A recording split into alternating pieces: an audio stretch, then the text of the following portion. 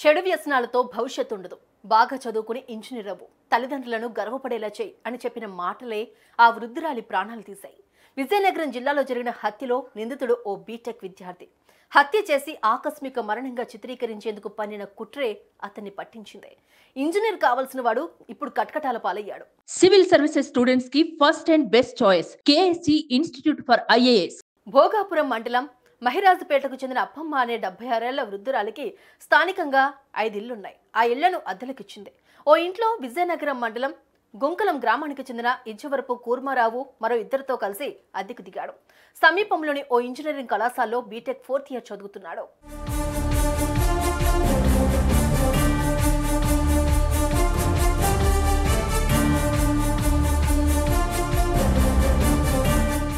అయితే కాలేజీకి వెళ్లాల్సిన కూర్మారావు చెడు వ్యసనాలకు బానిసయ్యాడు. తరచూ మద్యం తాగి గ్రామంలో తూలుతూ ఉండేవాడు. దీంతో అప్పమ్మ ఆ యువకుడిని మందలించేది, చెడు వ్యసనాలకు దూరంగా ఉండాలని సూచించేది. కానీ ఆ యువకుడు ఆమె మాట వినేవాడు కాదు. ఆమెను నానా మాటలు అనేవాడు. అయినా సరే అప్పమ్మ అతన్ని మారమని కోరేది.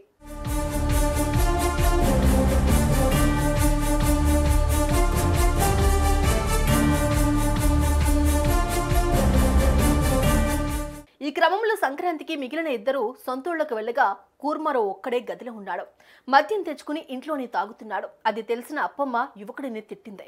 దీంతో ఆమెపై కోపం పెంచుకున్నాడు. ఎలాగైనా వృద్ధురాలిని చంపాలనుకున్నాడు. దీంతో ఆమెను గట్టిగా కొట్టగా ఆ దెబ్బలకి తట్టుకోలేక వృద్ధురాలు కింద పడిపోయింది.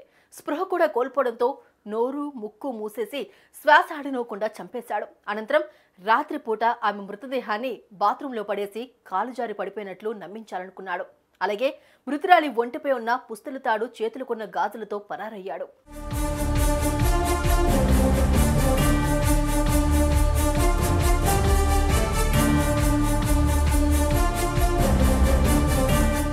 మరుసటి రోజు ఉదయం స్థానికులు చూసి పోలీసులకు సమాచారం అందించగా వారు అక్కడికి చేరుకుని కేసు నమోదు చేశారు. దర్యాప్తు చేస్తున్నారు. ఈ క్రమంలో గొట్ల వద్ద అనుమానాస్పదంగా తిరుగుతున్న కూర్మారావును పోలీసులు అదుపులోకి తీసుకున్నారు.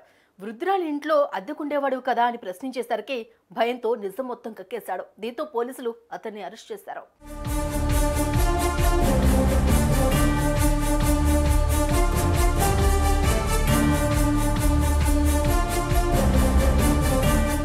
బాగా చదువుకుని ఇంజనీర్ అయి కుటుంబానికి తోడుగా ఉండాల్సిన కూర్మారావు ఇప్పుడు హత్య చేసి కటకటాల పాలయ్యాడు. బామ్మ తన మంచికే చెబుతుంది అని గుర్తించకుండా ఆమె ప్రాణాలు తీశాడు. ఇప్పుడు జైలు జీవితం గడుపుతున్నాడు.